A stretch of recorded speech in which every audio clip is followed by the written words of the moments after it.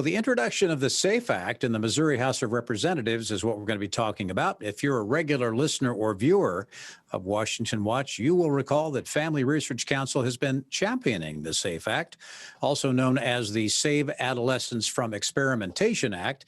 It protects minors from harmful, experimental, and irreversible gender transition procedures.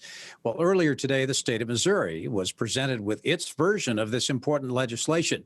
And with me to talk about this is the Missouri legislator who is leading the way on this in her state, Representative Suzie Pollock. Suzie, thanks for joining us today. So good to have you. Thank you. Thank you for having me. Well, tell us a little bit about what the SAFE Act is about, what it does, first of all. So it saves adolescents from experimentation, which is so it stops puberty blockers, cross-sex hormones, or gender-confirming surgery for adolescents under the age of 18. And, we have a gender clinic here in our state, and they are treating children as young as 6 years old with puberty blockers.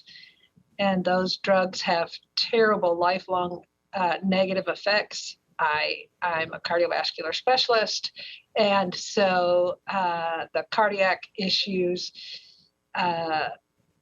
just the terrible side effects to those drugs and surgery have to be stopped. We have to protect our children. Well, I was going to ask you why you decided to introduce the bill, and now that you tell me that you're a cardiovascular specialist. So are you a physician? Is that correct? No. I work in the cardiac cath lab with the cardiologist. Okay.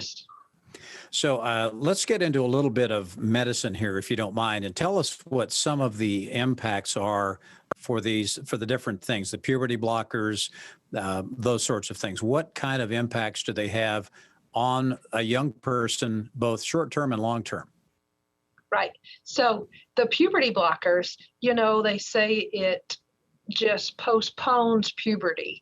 And we know that puberty is not easy or fun to go through for anybody.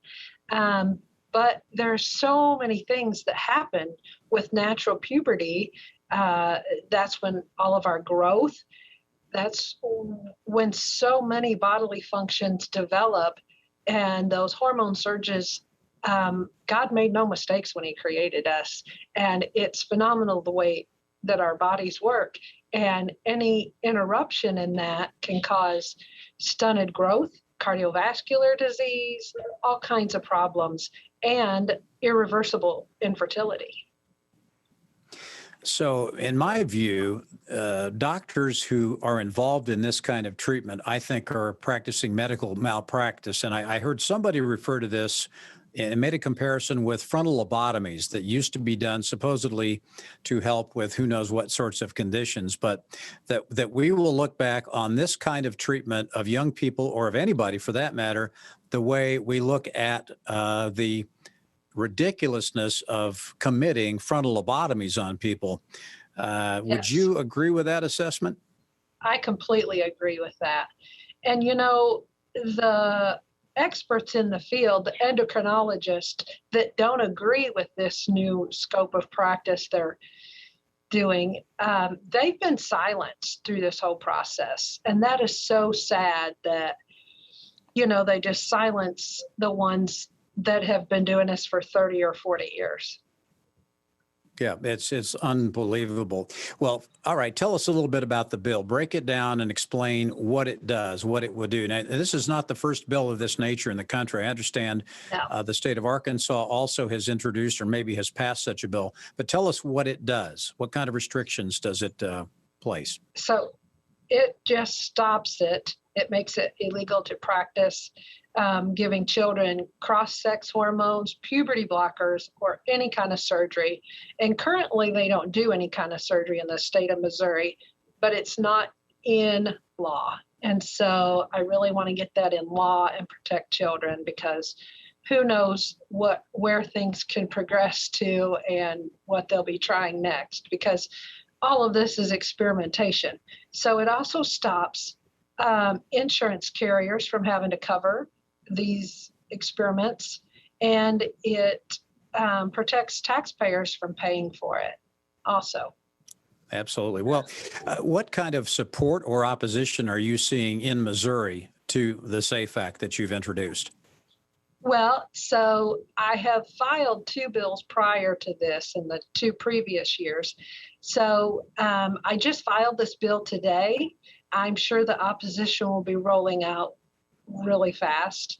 But we had a great event last night. I was able to have FRC come to Missouri and educate about 30 other representatives and a senator and the Secretary of State.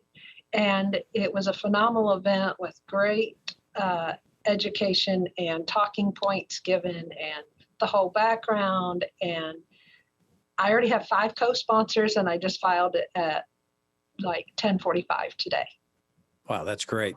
Well, we have a lot of viewers and listeners in Missouri, so just take a moment, if you would, to explain. Now, I know the legislative process, as you well know, and many others know, is kind of like making sausage, and it sometimes is not a pretty process, and things go back and forth, and it can get quite confusing and esoteric, and it's hard for folks who are just trying to feed their families to keep track of. So what can folks who are listening and who are concerned that this bill pass and that this malpractice be stopped in the state of Missouri, what can they do?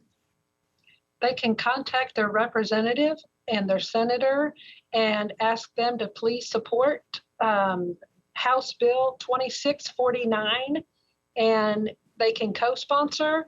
They can help me talk to the Speaker of the House and get it referred to committee right away, and then urge the floor leader to get it brought to the floor right away. The faster we move, the better, and let's protect kids in Missouri.